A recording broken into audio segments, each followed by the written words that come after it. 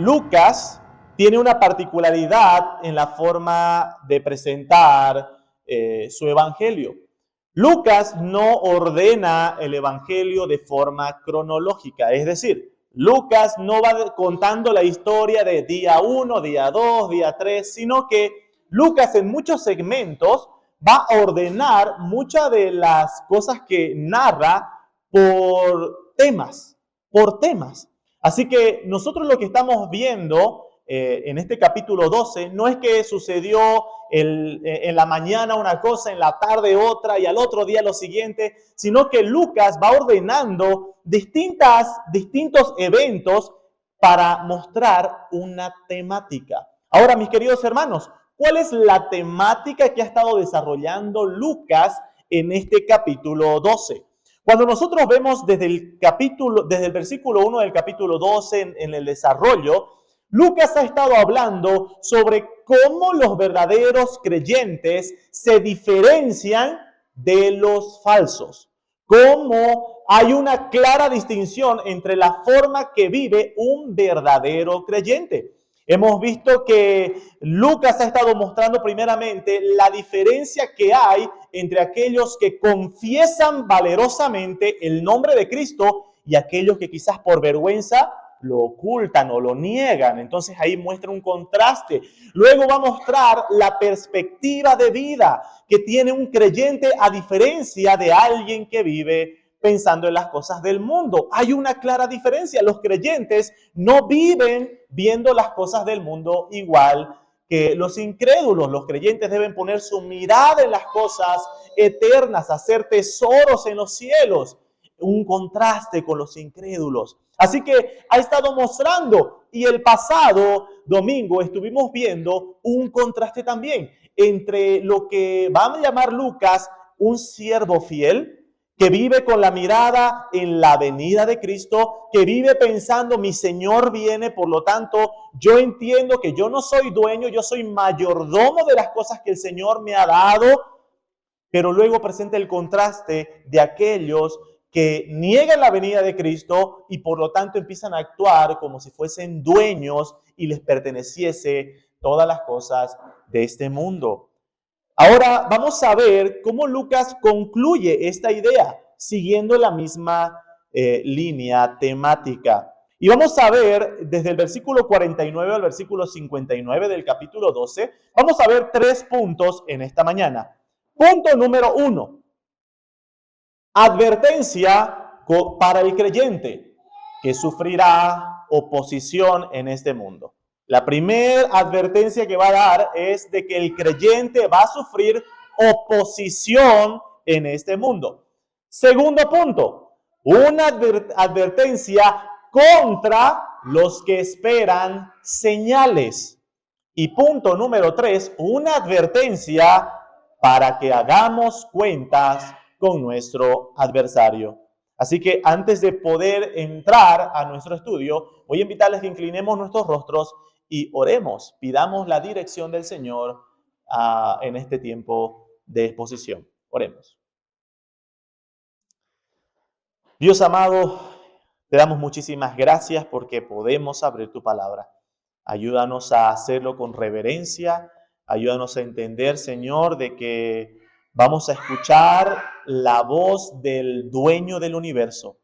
Te rogamos, amado Dios, Señor, que nos ayudes a estar atentos, Señor. Guarda el corazón de mis hermanos de distracciones, guarda el corazón de mis hermanos del cansancio, el sueño, para poder estar atentos a tu voz, como también, Señor, te pido, Señor, que en tu misericordia puedas usarme como un siervo que exponga con fidelidad tu palabra.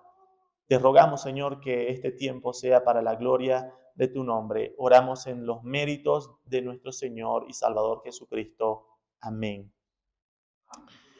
Lucas capítulo 12, versículo 49. Entramos a nuestro primer punto, una advertencia a los creyentes de que sufrirán oposición. Dice el versículo 49, fuego vine a echar en la tierra. ¿Y qué quiero si ya se ha encendido? Verso 50, de un bautismo tengo que ser bautizado. ¿Y cómo me angustio hasta que se cumpla.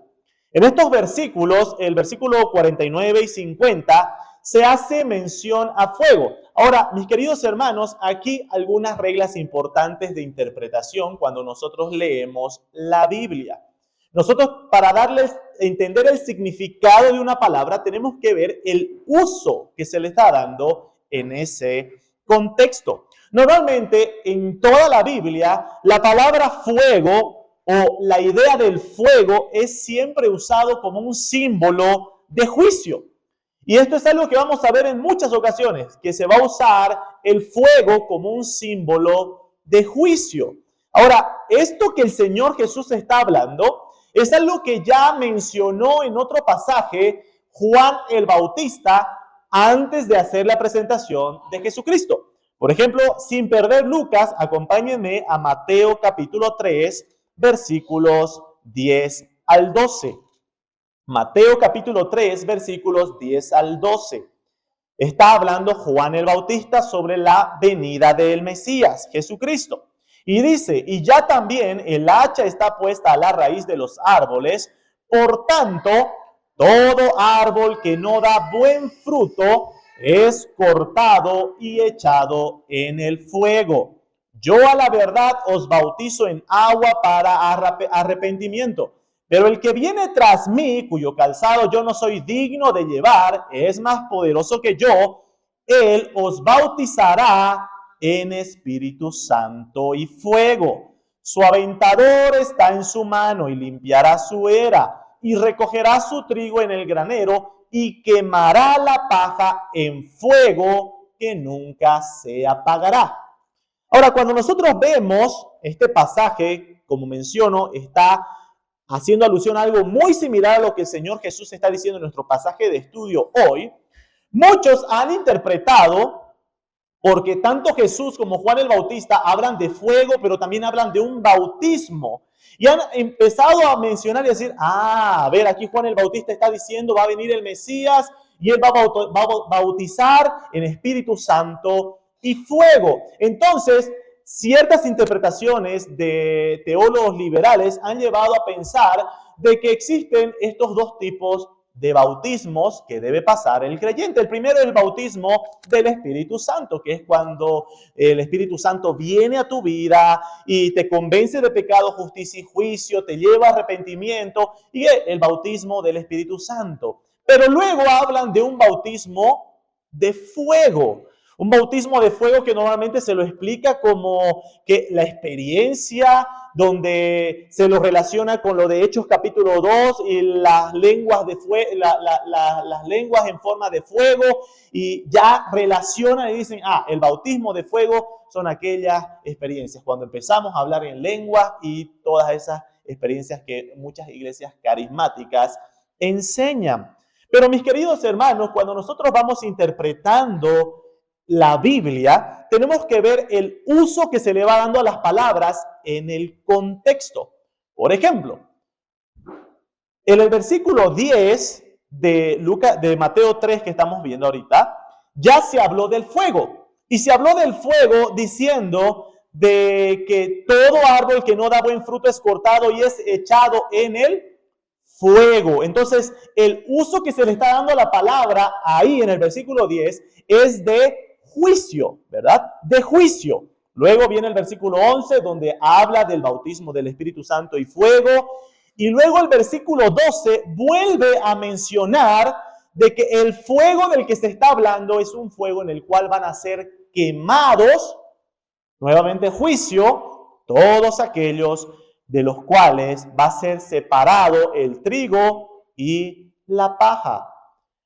Entonces, cuando nosotros vemos el contexto, lo que está diciendo Juan el Bautista es que el Mesías, nuestro Señor Jesucristo, iba a venir no solamente a presentar la salvación, no solamente al Mesías se le dio el poder para salvar, sino que la Escritura va a mostrar que al Mesías también se le dio la potestad y autoridad para juzgar, para juzgar. Y eso es algo que vamos a ver que el Señor Jesucristo menciona, que a Él se le ha dado la potestad, el poder de juzgar a las naciones. Vamos a leer algunos versículos. Juan capítulo 5, versículos 22 y 27. Juan capítulo 5, versículos 22 y 27 dice: porque el Padre a nadie juzga, sino que todo el juicio dio al Hijo. Ahora vamos al versículo 27. Y también le dio autoridad de hacer juicio por cuanto es el Hijo del Hombre. El pasado domingo estuvimos mencionando que uno de los títulos que más menciona Jesucristo para referirse a sí mismo es el título de el Hijo del Hombre. Y esto tiene mucho que ver con esa autoridad que se le ha dado a Cristo. Vamos a ir a Daniel capítulo 7.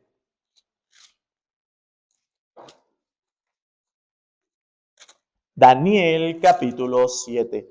En Daniel capítulo 7 se está haciendo alusión proféticamente a un hijo del hombre. Vamos a ver versículos 13 y 14. Daniel capítulo 7, versículos 13 y 14 dice: miraba yo en la visión de la noche y he aquí con las nubes del cielo venía uno como un hijo de hombre, que vino hasta el anciano de días. Todo esto está Daniel contando de su visión. Y le hicieron acercarse delante de él. Y le fue dado dominio, gloria y reino para que todos los pueblos, naciones y lenguas le sirvieran. Su dominio es dominio eterno, que nunca pasará, y su reino uno que no será destruido. Esta profecía hablaba de que a este hijo de hombre se le entregó todo dominio, todo reino, toda potestad sobre la tierra, sobre la creación. Ahora, cuando el Señor Jesús dice, yo soy el Hijo del Hombre, Él está diciendo, a mí se me ha otorgado toda esa potestad.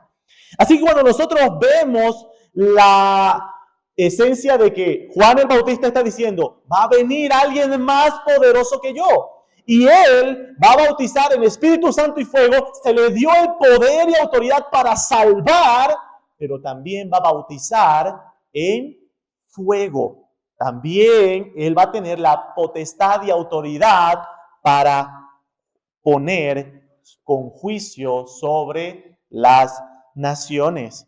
Así que, mis queridos hermanos, algo que nosotros tenemos que ver, volvemos a nuestro pasaje en Lucas capítulo 12, verso 49. El Señor Jesús empieza diciendo, fuego vine a echar en la tierra. Fuego vine a echar en la tierra. Está hablando también de esa autoridad de Cristo para traer juicio sobre la tierra. ¿Por qué empieza este pasaje diciendo esto? ¿Por qué Lucas incluye este pasaje en este segmento? Si nosotros retrocedemos al versículo 47 y 48, justamente ha estado hablando sobre juicio. Dice el pasaje, versículo 47 y 48, aquel siervo, ¿se acuerdan del siervo infiel? Aquel siervo, conociendo la voluntad de su Señor, no se preparó ni hizo conforme a su voluntad, recibirá muchos azotes. Pero el que sin conocerla hizo cosas dignas de azote será azotado poco, porque a todo aquel a quien se haya dado mucho, mucho se le demandará, y al que mucho se le haya confiado, más se le pedirá. Está hablando de juicio, está hablando de juicio. Por lo tanto, este versículo 49, el Señor Jesucristo sigue hablando de juicio. Y ahora el pasaje se vuelve aún más confuso en el versículo 50. Dice, de un bautismo tengo que ser bautizado. ¿Y cómo me angustio hasta que se cumpla? Ahora, mis queridos hermanos, la palabra que está aquí, bautismo, es justamente la palabra bautizo, que es sumergir. Cristo está diciendo, debo ser sumergido de tal forma que estoy angustiado. La pregunta aquí, mis hermanos, es, ¿Cuál bautismo es del que el Señor Jesús está hablando? Que Él va a ser bautizado. ¿Cuál? Bueno, no puede estar hablando del bautismo llevado a cabo por Juan el Bautista, porque eso ya pasó anteriormente, cuando el Señor Jesús iba a iniciar su ministerio. Está hablando de algo que iba a pasar recién, algo por venir. ¿Cuál es ese bautizo? Además, está diciendo que ese bautizo por el cual Jesucristo debía pasar era algo que le traía angustia, aflicción de su alma. Bueno, dos elementos a considerar sobre esto. En primer lugar, el juicio al cual Cristo debía ser sumergido es el bautismo del que está hablando Jesús. Estábamos hablando que el versículo 49 está hablando en un contexto de juicio, el fuego. Ahora Cristo está diciendo, yo debo pasar por ese bautismo. Y ahí viene una pregunta, mis queridos hermanos. ¿Cómo es eso de que Cristo debía pasar por un juicio? ¿Cómo es eso de que Cristo debía ser enjuiciado? Bueno, la venida de Cristo, mis queridos hermanos, tenía como propósito la cruz. Ese era el propósito por el cual el Señor Jesús vino a este mundo. Normalmente hemos pasado las fiestas de Navidad y se tiene en mente al bebé en el pesebre, pero muchos ignoran el propósito de la venida de Cristo. Y la venida de Cristo tenía como propósito principal la cruz del Calvario. Así que Jesús está diciendo, yo debo pasar por eso. Y Cristo lo ve como aquel juicio al cual él debía ser sumergido. También el Señor menciona de que Él está viendo ese juicio y está diciendo, es necesario de que se cumpla.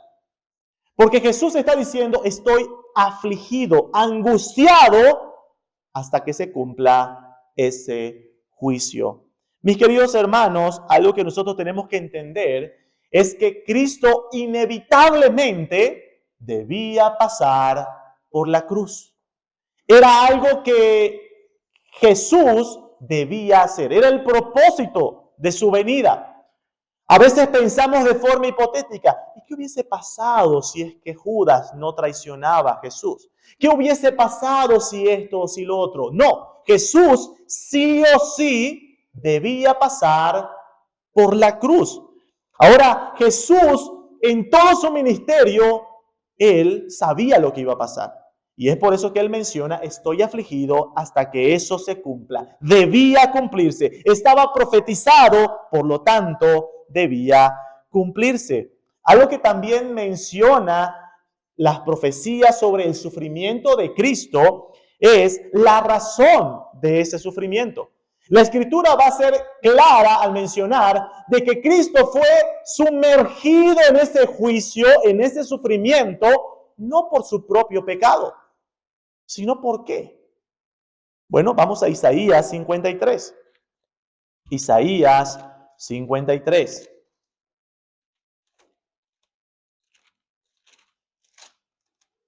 Versículo 5. Mas Él herido fue por nuestras rebeliones, molido, destruido por nuestros pecados. Cristo está diciendo, hay un juicio, hay un bautismo por el cual yo debo ser sumergido. Y esto causa tal aflicción. Algo que nosotros no debemos olvidar, amados hermanos, es que toda esa aflicción, todo ese sufrimiento que Cristo debía pasar, que Cristo pasó, lo pasó por tu pecado, por mi pecado. El juicio fue angustioso para el alma de nuestro Señor Jesucristo.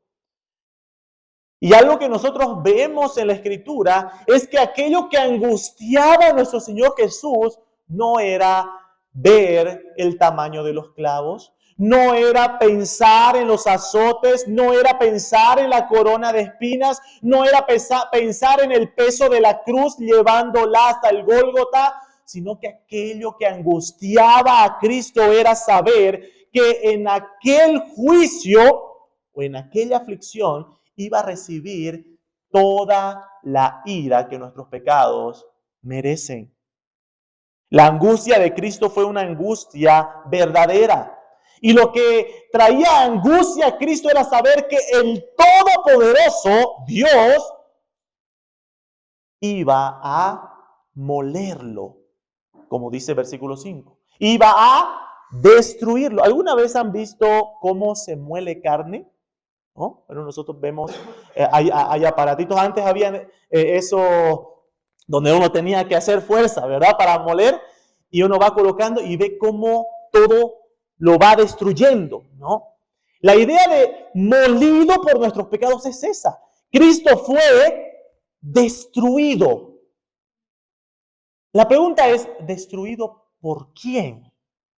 ¿Destruido por quién? ¿Desmenuzado por quién? No por la ira del hombre, sino por Dios. Por Dios. Dios mismo es quien iba a enjuiciar. Ahora, eso nosotros vemos al versículo 10 de Isaías 53. Isaías 53, versículo 10, señala esto. Con todo eso, Jehová quiso quebrantarlo. Ahora, hermanos, pensemos. Jesús está hablando a sus discípulos. Está diciéndoles a sus discípulos, debo pasar por un bautismo. ¿Cuál es ese bautismo por el cual debía pasar? El juicio. Debía pasar por un juicio. Y ahora Jesús les está diciendo a sus discípulos, y esto trae angustia a mi alma. ¿Por qué? Porque el Todopoderoso iba a quebrantarlo. Iba a quebrantarlo. No por su propio pecado, sino por el pecado de su pueblo. Ahora, mis queridos hermanos, aquí permítanme decir algo muy importante. Es por esta razón que solo Cristo podía ser el único sustituto nuestro en la cruz. Yo pregunto, ¿quién más podría resistir la ira del Todopoderoso en la cruz? En la cruz se comprimió toda una eternidad de juicio. ¿Cuál es el castigo por nuestros pecados? A diferencia de lo que piensan los testigos de Jehová, de que una vez que una persona muere va a desaparecer, la Escritura muestra de que el castigo por los pecados es una eternidad de juicio. Por eso cuando se habla del fuego, que van a ser arrojados a un fuego que nunca se apagará. Está hablando justamente de ese juicio del Dios Todopoderoso. Ahora, piensen no solamente en el tiempo, la eternidad. Nunca va a acabar ese juicio, ese castigo para el pecador. Pero no solamente eso, sino que va a ser recibiendo el castigo del Todopoderoso. ¿Quién puede resistir la ira del Todopoderoso? Solamente el Todopoderoso. Es por eso que solamente Cristo era el único que podía ser aquel sustituto nuestro en la cruz. La angustia de Cristo fue verdadera. La angustia de Cristo pensando en el juicio divino fue verdadera. El Salmo 22 profetiza aquella angustia de Cristo. Vamos al Salmo 22 y los primeros versículos le van a ser muy familiar a aquellas palabras pronunciadas por Cristo en la cruz. Salmo 22, versículos 1 y 2 dice, Dios mío, ¿por qué me has desamparado?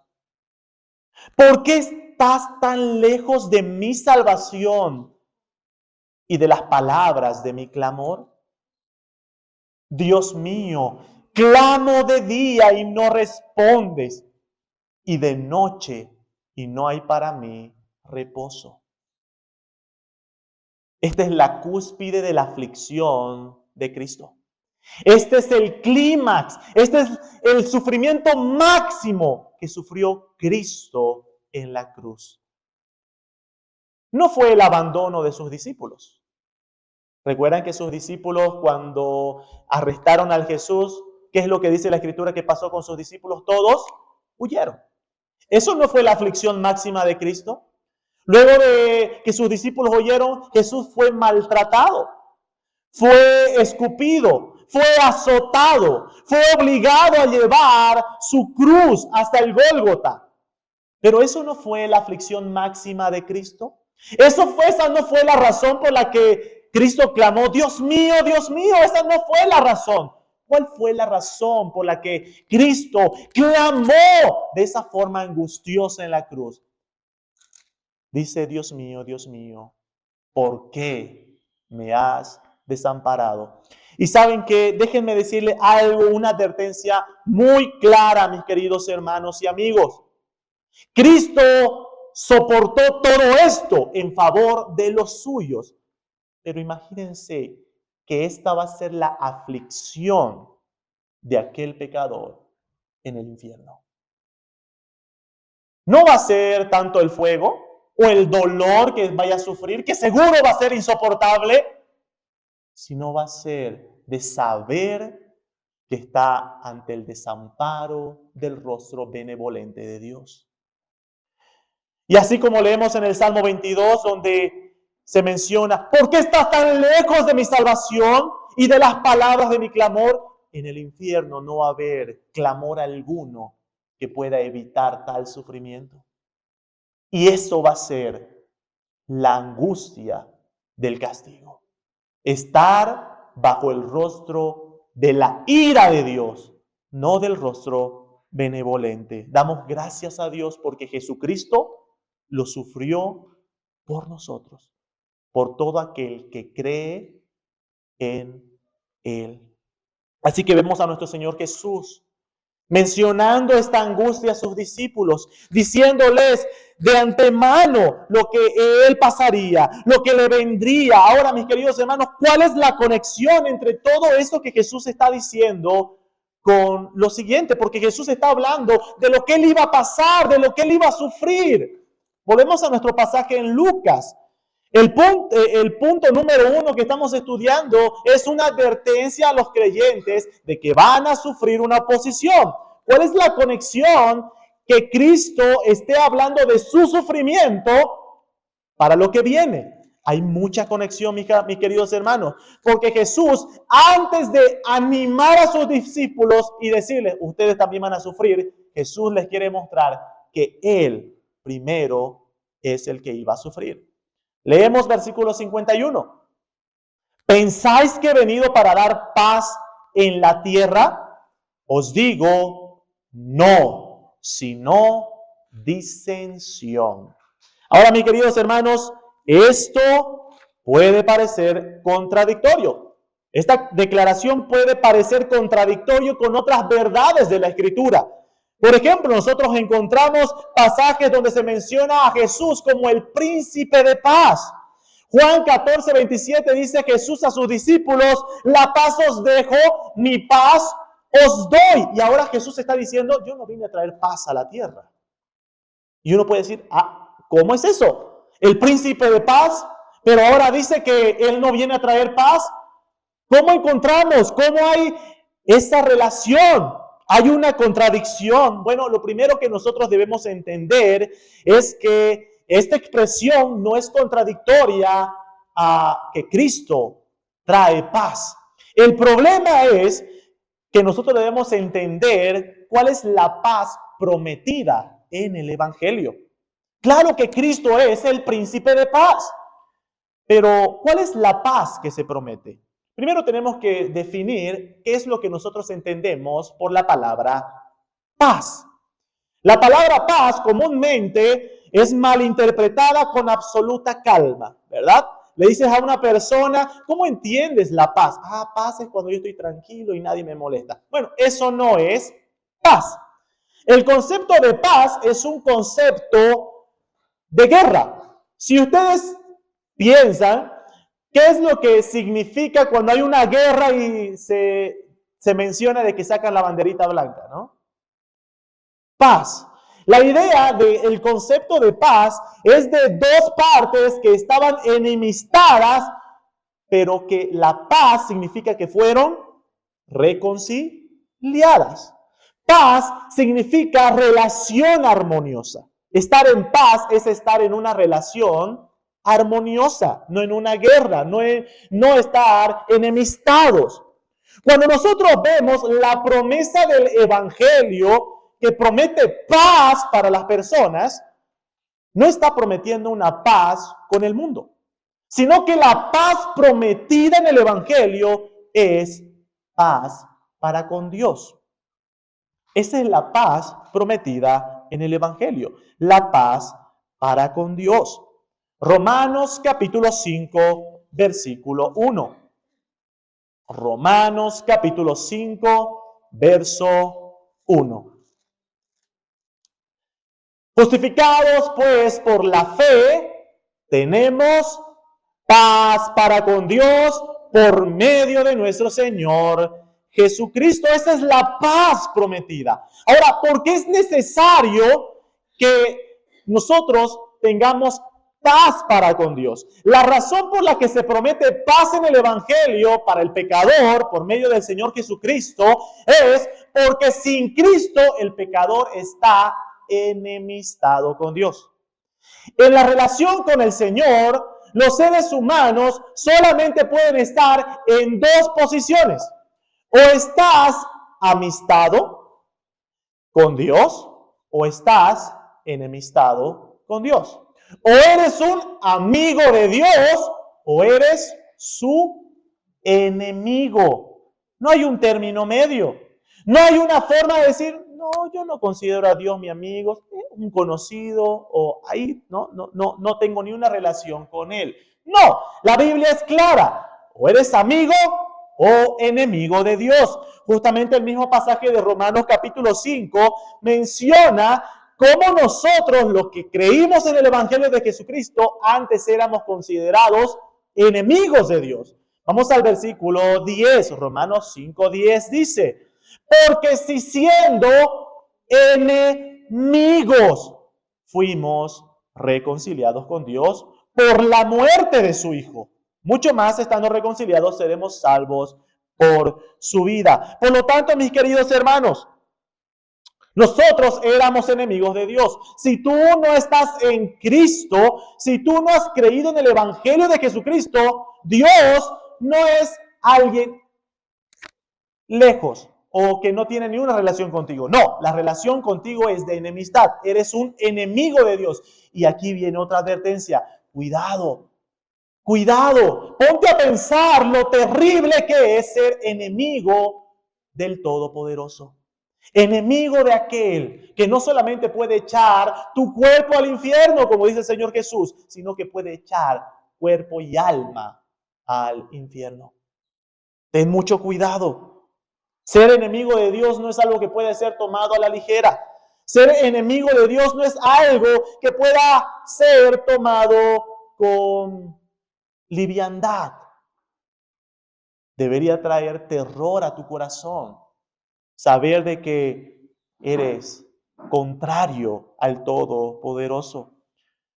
Y contrario a eso, nuestro Señor Jesucristo nos menciona que por medio de Él nosotros hemos sido reconciliados, todos aquellos que hemos creído en Cristo, por Él en su muerte, ya que Él llevó nuestro castigo en la cruz, ahora nosotros hemos sido reconciliados con Cristo. Así que la paz prometida del Evangelio es esta, la paz con Dios. Ahora, Jesús está diciendo, yo no vine a traer paz a la tierra o en la tierra. La advertencia que Jesús está dando a sus discípulos, la advertencia que Jesús está dando a los creyentes es de que aunque tenga paz con el mundo, aunque hayamos sido llamados a la paz con Dios, el creyente no ha sido llamado a paz con el mundo. Contrario a eso, el Señor advierte y dice, no están en paz con el mundo, sino que van a estar enemistados con el mundo. Esto es lo que va a mencionar Santiago, capítulo 4, si me acompañan en sus Biblias. Santiago, capítulo 4.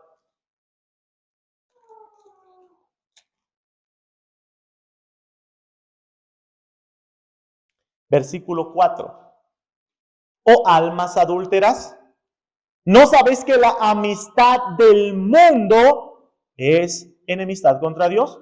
Cualquiera pues que quiera ser amigo del mundo se constituye en enemigo de Dios. ¿Se dan cuenta cómo está claramente presentada la situación? Es lo mismo que está diciendo el Señor Jesús. Si tú has sido hecho amigo de Dios, si tú has sido reconciliado por medio de Cristo con Dios, eso necesariamente va a significar que vas a estar enemistado con el mundo. ¿Qué significa esto que vas a estar enemistado con el mundo? Va a dar un ejemplo el Señor Jesús. ¿A qué se refiere con esa enemistad con el mundo? Volvemos a Lucas capítulo 12 y ahora leemos versículos 52 al 53.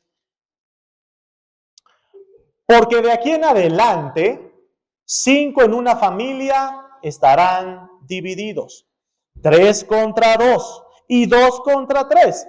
Estará dividido el padre contra el hijo y el hijo contra el padre, la madre contra la hija y la hija contra la madre, la suegra contra su nuera y la nuera contra su suegra o contra su suegra. El Señor Jesús está dando una ilustración a qué se refiere con aquella enemistad, con aquella falta de paz en el mundo, con aquella disensión que menciona, con aquella división que va a existir entre los creyentes y el mundo. Y va a dar un ejemplo de lo más íntimo que se puede tener en este mundo, que es el seno familiar. Jesús va a decir, la división con el mundo va a ser tal que incluso familias van a ser divididas a causa de Cristo. A causa de Cristo. El rechazo a los creyentes va a ser tal que incluso tu familia va a rechazarte por causa de Cristo. Jesús advierte a los suyos diciendo, si el mundo me aborreció a mí, también os aborrecerá a vosotros. Va a haber un rechazo. Mis queridos hermanos, ¿acaso no es la realidad del mundo en el que vivimos? ¿No es la realidad que percibimos? Que la verdad del Evangelio, el creyente es rechazado a causa de su fe.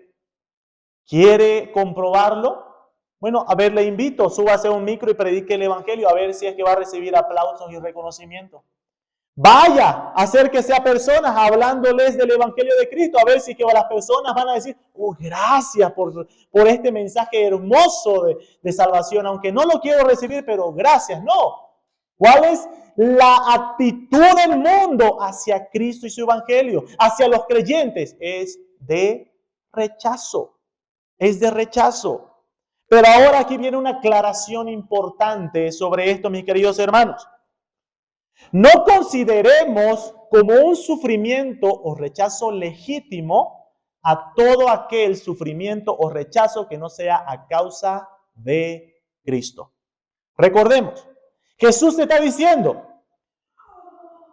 esta división, esta enemistad es a causa de mi nombre, dice el Señor, a causa de Cristo. Pero, ¿qué pasa si tú eres rechazado y sufres por otras razones que no son Cristo? Entonces, ese no es un sufrimiento o un rechazo legítimo. El apóstol Pedro habla sobre esto en 1 Pedro capítulo 4, versículos 15 al 16. 1 Pedro capítulo 4, versículos 15 al 16, dice, así que ninguno de vosotros padezca, sufra como homicida o ladrón o malhechor o por entrometerse en lo ajeno. ¿Qué está diciendo el apóstol Pedro? Tú que te haces llamar creyente, cristiano, hijo de Dios, cuidado con estar sufriendo por pecados. Cuidado con estar sufriendo por hacer lo malo y que aún así nos hagamos nosotros que somos víctimas, ¿no? O que estamos sufriendo por el Evangelio. No. Pedro está aquí diciendo, si tú robas y por eso sufres, estás sufriendo por hacer lo malo. No estás sufriendo por causa de Cristo. Ese no es un sufrimiento legítimo. Si tú sufres en este mundo por las cosas malas que hacemos, no es un sufrimiento legítimo. Es un sufrimiento por lo malo que hacemos. Pero, versículo 16, si alguno padece, si alguno sufre como cristiano, no se avergüence, sino que glorifique a Dios por ello. Hay dos tipos de sufrimiento, ¿se dan cuenta, mis queridos hermanos? Hay un sufrimiento legítimo delante del Señor, aquel que es hecho cuando tú, a causa de tu fe, eres desechado. Por ejemplo, tenemos el ejemplo de los mártires de la fe, aquellos que sufrieron, aquellos que fueron encarcelados, aquellos que fueron azotados, aquellos que fueron torturados, aquellos que fueron asesinados solamente por el hecho de ser cristianos, solamente por el hecho de predicar la palabra de Cristo. Tenemos el ejemplo en Hechos capítulo 4. Los discípulos predicaban sobre el nombre de Cristo y las autoridades religiosas los hicieron llamar y los azotaron y les dijeron, no vuelvan a predicar del nombre de Cristo. ¿Y qué hicieron esos discípulos? ¿Salieron gozosos y se callaron? No, siguieron predicando el nombre de Cristo. Ese es un sufrimiento legítimo. Pero que el Señor guarde nuestro corazón de estar sufriendo como consecuencia de nuestros propios pecados. Mis queridos hermanos, ese sufrimiento no es un sufrimiento legítimo por el cual nosotros nos consideremos mártires de la fe, sino simplemente seremos personas que estamos llevando las consecuencias de nuestro pecado. Así que, mis queridos hermanos, aquí vemos que el Señor Jesús está diciéndole a sus discípulos, ustedes van a sufrir, van a sufrir. Ahora, ¿cuál es la conexión de lo primero que Jesús dijo sobre su sufrimiento? Ahora hablarle del sufrimiento a sus discípulos. Es que Jesús consuela a sus discípulos diciendo, así como ustedes van a sufrir, sepan que yo sufrí primero. Yo sufrí primero. El Señor fue aborrecido primero, mis queridos hermanos, y es lo que le espera a los creyentes. Por tanto, mis hermanos, no esperemos recibir reconocimiento o aplausos del mundo cuando nosotros queramos vivir piadosamente. Justamente 2 Timoteo 3:12 dice eso, que el que quiere vivir piadosamente en este mundo va a sufrir persecución, desprecio. Pero esto será visible solo en aquellos que quieren vivir piadosamente. Y aquí viene una advertencia. Si tú te comportas como uno del mundo, ten por seguro que no va a pasar nada. Vas a pasar camuflado, ¿no? Mimetizado entre la gente. Pero si tú vives como un verdadero creyente, ten por seguro que vas a ser rechazado. Pero tranquilo, recuerda que Cristo fue rechazado primero. Cristo sufrió primero.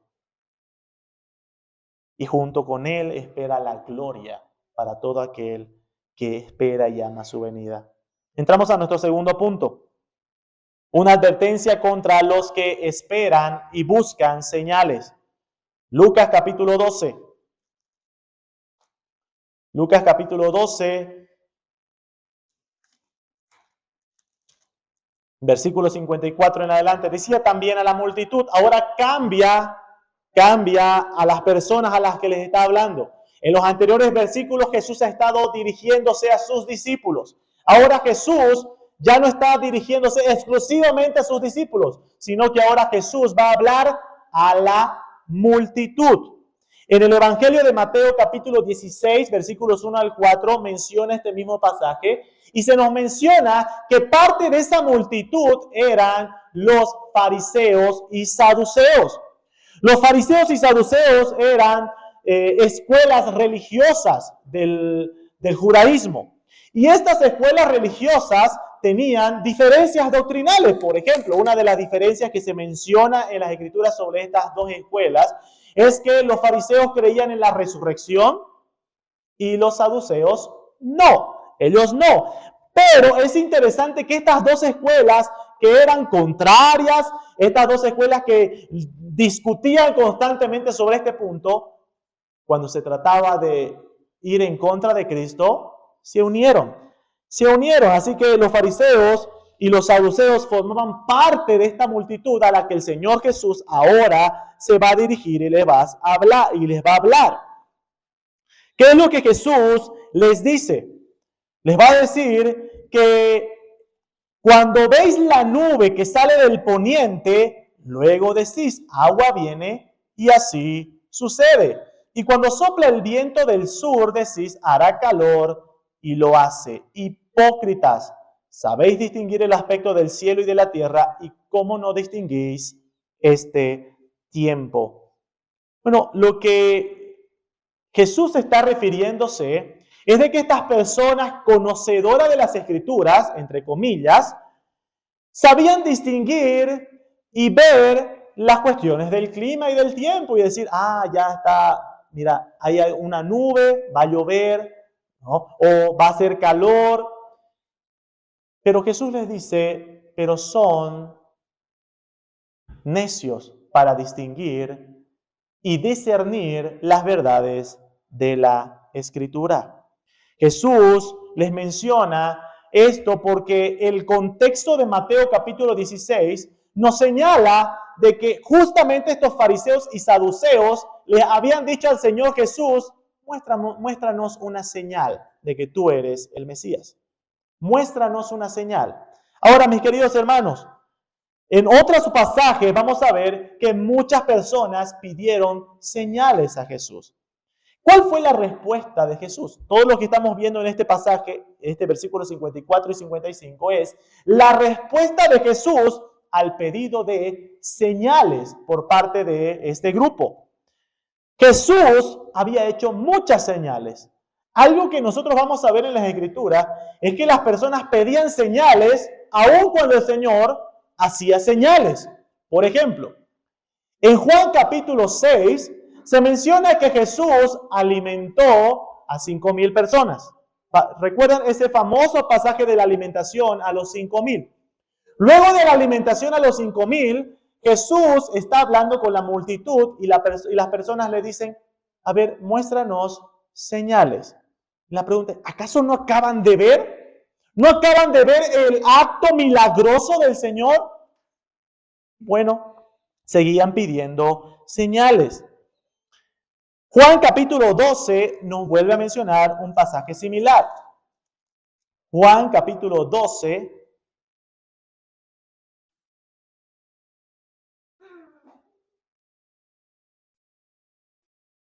versículo 37. Dice, pero a pesar de que había hecho tantas señales delante de ellos, no creían en él.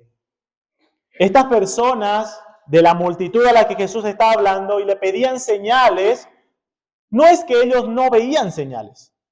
No es que Jesús nunca había hecho milagros, porque la Escritura nos muestra en los evangelios los muchos milagros que hizo el Señor Jesús. El problema, mis queridos hermanos, de la incredulidad del hombre no es la falta de evidencia o señales. Muchas personas piensan de que si nosotros buscáramos la manera de mostrar más evidencias de que Dios es verdadero, las personas creerían. Es por eso que hay muchos apologetas, es decir, defensores, que hacen debates, ¿verdad? Y se paran al frente, van a las universidades y van las personas y tienen sus preguntas y dicen, a ver, yo quisiera que me pueda mostrar científicamente que Dios existe. Yo les pregunto, mis queridos hermanos, ¿ustedes creen que las personas no creen en Dios porque no hay evidencia científica de su existencia? ¿Ustedes piensan que si hubiera evidencia científica, la gente creería y se arrepentiría de sus pecados? No, Jesús lo que está mostrándole justamente a estas personas es que no importa cuántas señales hayan, el problema del ser humano no es la falta de evidencia o señales, es un problema de corazón. Así que si tú no crees en Dios, no pongas de excusa, ay, que no hay señales, no puedo ver a Dios. No, es un problema de corazón, es un problema del pecado en el corazón del hombre. Y la solución no son las señales. La respuesta de Jesús no es que, ya, muy bien, quieren que les muestre que soy el Mesías, entonces voy a hacerles un milagrito aquí para que ustedes puedan ver. No, la respuesta de Jesús no fue esa. Jesús los lleva a contemplar que la Escritura. Y les dice, por eso les dice, ustedes que saben discernir las cuestiones del tiempo, ¿cómo no saben ver a la luz de la Biblia lo que dice? ¿Cómo no saben discernir a través de lo que está escrito? Y esto tiene que ver, mis queridos hermanos, con el hecho de que la evidencia fundamental para la fe se encuentra en la Escritura. En la Escritura. Qué lindo cómo el Señor tiene un control en su providencia. Hoy estábamos leyendo en nuestra confesión de fe que nada puede salvar a una persona a través o aparte del medio que Dios ha determinado, que es su palabra. Nada puede salvar a una persona aparte de su palabra. Por lo tanto, no habrá señal alguna que cambie tu corazón. No hay una evidencia tan fuerte que pueda cambiar tu corazón que no sea la palabra de Dios. Que no sea la palabra de Dios. Esto me hace recuerdo a Lucas capítulo 16, versículos 27 al 31, se cuenta la historia del rico y Lázaro. ¿Recuerdan? Aquel rico que cuando murió fue llevado al castigo y Lázaro fue llevado al paraíso, al seno de Abraham. Ahora, ahí menciona algo importante. Vamos a Lucas capítulo 16. Dios mediante nuestro estudio consecutivo vamos a llegar a estudiar este pasaje más adelante. Pero Lucas capítulo 16, versículo 27, es el pedido de este hombre rico que se encuentra en el castigo eterno. Está sufriendo y le hace un pedido. Dice, versículo 27, entonces le dijo, te ruego pues, padre Abraham, que le envíes a la casa de mi padre. ¿Qué es lo que está pidiendo este hombre? Está diciéndote, te ruego que envíes a Lázaro, que lo hagas resucitar de los muertos para que vaya a la vida. Versículo 28. Porque tengo 5 hermanos, para que les testifique a fin de que no vengan ellos también a este lugar de tormento. Y Abraham le dijo, a Moisés y a los profetas tienen. Óiganlos. ¿Qué es a Moisés y los profetas? Es una descripción de la Biblia. Era la forma en la que se referían a la Biblia, al Antiguo Testamento. Tienen la Biblia. Que escuchen. Él entonces dijo, fíjense qué es lo que dice este hombre. No, padre Abraham, pero si alguno fuere de ellos entre los muertos, se arrepentirán. Pero Abraham le dijo, si no oyen a Moisés y a los profetas, tampoco se persuadirán, aunque alguno se levantare de los muertos. Eso es lo que pasa, mis queridos hermanos. No hay señal suficiente que pueda salvar o cambiar el corazón de una persona. Solamente es la verdad de la Escritura, el mensaje del Evangelio. Por lo tanto, mis queridos hermanos, nuestro llamado no es a mostrar evidencias. Nuestro llamado no es intentar convencer a las personas. Mira, te quiero mostrar que sí, mira, hay esta evidencia científica de que Dios existe. Nuestro llamado es predicar el Evangelio. ¿Por qué? Porque el Evangelio es poder de Dios para salvación. solamente el Evangelio. A Dios le ha placido salvar por la locura de la predicación, dice el apóstol Pablo a los Corintios. Ese es el medio que Dios ha determinado. Y fíjense lo irónico de aquella frase de Jesús diciendo, ni aunque alguien se levantara de los muertos, se arrepentirán. ¿Saben dónde encontramos nosotros una evidencia de esto? ¿Quién es el que se levantó de los muertos? Nuestro Señor Jesús. ¿Cuál fue la reacción de las personas, de sus enemigos, cuando supieron que se empezó a decir que Jesús había resucitado? Dijeron, ocultemos, que nadie diga esto. Mis hermanos, no va a haber evidencia suficiente que cambie la vida de una persona. Por lo tanto, recordemos nuestro llamado, predicar el Evangelio. Esa es la advertencia que vemos en nuestro pasaje, Lucas capítulo 12, versículos 54 al 55. Y entramos a nuestro último punto. Una advertencia a hacer cuentas con tu adversario. Versículo 57. ¿Y por qué no juzgáis por vosotros mismos lo que es justo? Cuando vayas al magistrado con tu adversario, procura en el camino arreglarte con él, no sea que te arrastre al juez y el juez te entregue al alguacil y el alguacil te meta en la cárcel. Te digo que no saldrás de allí hasta que hayas pagado aún la última blanca. El Señor ha estado hablando sobre la importancia de poder discernir a la luz de la Escritura qué tiempo es este. El Señor ha estado diciéndole a estos fariseos y saduceos y a la multitud, ustedes, a pesar de que dicen conocer la Biblia, no saben distinguir los tiempos. ¿Cuál es el tiempo en el que están viviendo?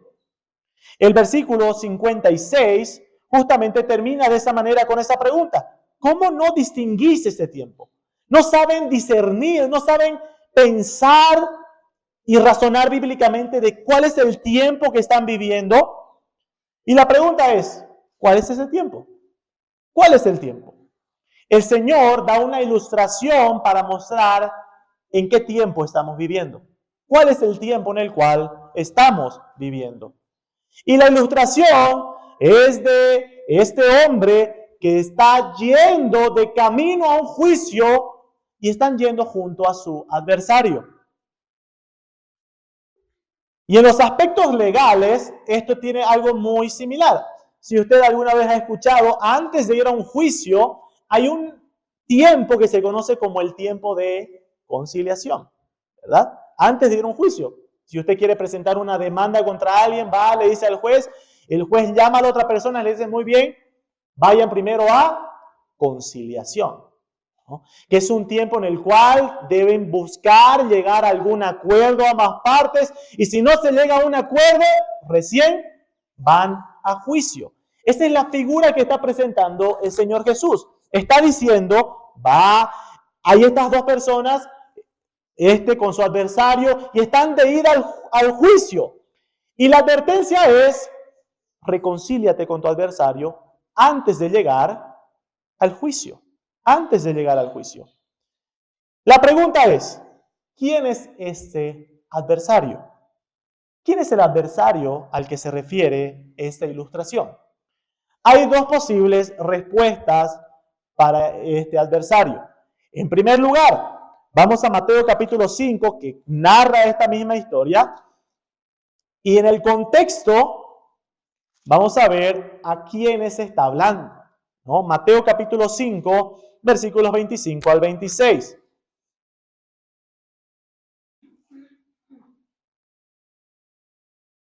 El contexto, vamos a leer desde el versículo 22. Pero yo os digo que cualquiera que se enoje contra su hermano será culpable de juicio, y cualquiera que dice necio a su hermano será culpable ante el concilio, y cualquiera que le diga fatuo quedará expuesto al infierno de fuego. Por tanto, si traes tu ofrenda al altar y allí te acuerdas de que tu hermano tiene algo contra ti, deja allí tu ofrenda delante del altar y anda, reconcíliate primero con tu hermano, y entonces ven y presenta tu ofrenda. Y ahí es donde el versículo 26 al 26 cuenta la misma ilustración. Ponte de acuerdo con tu adversario pronto, entre tanto que estás con él en el camino, no sea que el adversario te entregue al juez y el juez al alguacil y seas echado en la cárcel. Por lo tanto, mis queridos hermanos, ¿quién es el adversario? La primera respuesta es tu hermano, tu prójimo. La advertencia del Señor Jesús en este pasaje es que aprovechemos el tiempo para reconciliarnos con nuestros hermanos. Fijémonos cómo ha estado hablando anteriormente de la paz con el mundo, donde nosotros decimos, no tenemos paz con el mundo, no hay amistad con el mundo, estamos enemistados con el mundo. Pero no estás enemistado con tu hermano o hermana. Deberíamos estar reconciliados. Así que esta primera advertencia, en un primer sentido, tiene que ver con la importancia de que los creyentes vivamos en paz con nuestros hermanos. En paz con nuestros hermanos. Mi querido hermano o hermana, permítame decirte en esta mañana, ¿hay alguien con quien estés enemistado? ¿Hay alguien a quien tú lo veas como tu adversario? Si tú reconoces que sí, la pregunta es, ¿qué esperas para reconciliarte? ¿Qué esperas? ¿Hay algo que te detiene? Y la advertencia del Señor es dura. ¿Saben por qué es dura? Porque recordemos el contexto. Jesús ha estado hablando de las características de sus hijos. Toda la primera carta de Juan, el apóstol Juan va a hablar de que una de las evidencias de que una persona es un verdadero creyente es que ama a su hermano. Ama a su hermano. Ama a su prójimo. Primera Juan 4:20. ¿Cómo puedes decir que amas a Dios a quien no has visto si aborreces a tu hermano a quien has visto? Por lo tanto, si tú tienes un conflicto con alguien, el Señor está diciendo, hoy es el tiempo de arreglarlo. Hoy es el tiempo de arreglar las cosas con Él. Hoy es el tiempo de pedir perdón o perdonar. Arréglate. No esperes el día de mañana. Hoy es ese momento. Hoy es el tiempo de hacerlo. En segundo lugar, otra posible respuesta, señala otro comentarista, es que Lucas, como le mencionaba en la introducción, no ordena sus historias de forma cronológica, sino por temas. Y Lucas ha estado hablando sobre el juicio del Señor contra el pecador. Lucas ha estado mostrando estas historias para mostrar cómo viene un juicio inminente contra el pecador no arrepentido. Y ahora Lucas ha estado hablándole a los fariseos y saduceos. Por lo tanto, este pasaje también puede ser un llamado, una advertencia para que las personas hagan cuenta con su adversario más terrible. ¿Se acuerdan qué mencionamos anteriormente? ¿Cuál es la condición del pecador contra Dios? Es que Dios es su enemigo. Así que este llamado, esta advertencia es, hoy es el tiempo de reconcíliate, busca la paz con Dios. ¿Antes de qué? Antes del juicio. La Escritura nos va a mostrar de que en Hebreos nos señala que después de la muerte está establecido para los hombres que después de la muerte haya un juicio. Y ahora el Señor Jesús te está diciendo, hoy es el tiempo de hacer cuentas con el Señor. Hoy es el momento oportuno para arreglar las cuentas con Dios. Porque luego de la muerte ya será tarde. No va a haber nada que se pueda hacer. No va a haber nada que alguien de aquí pueda ayudarte. No va a haber nada que tú puedas hacer delante del juez. Por lo tanto, haz cuentas con Dios. Es tiempo de arrepentimiento. Es tiempo de arreglar las cosas con Dios. Hay personas que suelen pensar que es posible posponer las cosas con el Señor.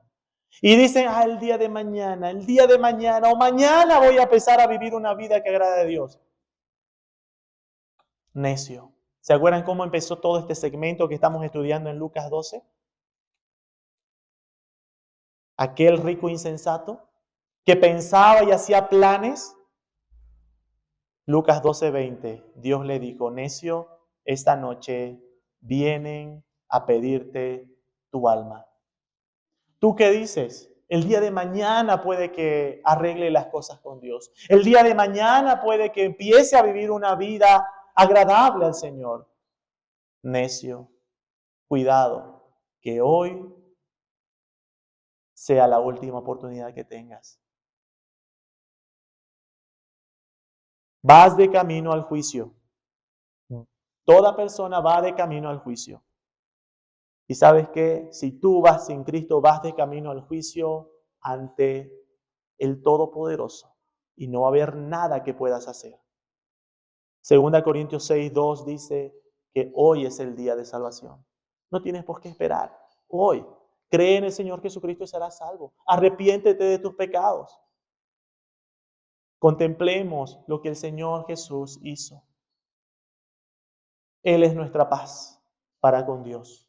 Él nos ha reconciliado. Él reconcilia a todo pecador que se arrepiente. Por medio de la fe en Él nos reconcilia con el Padre.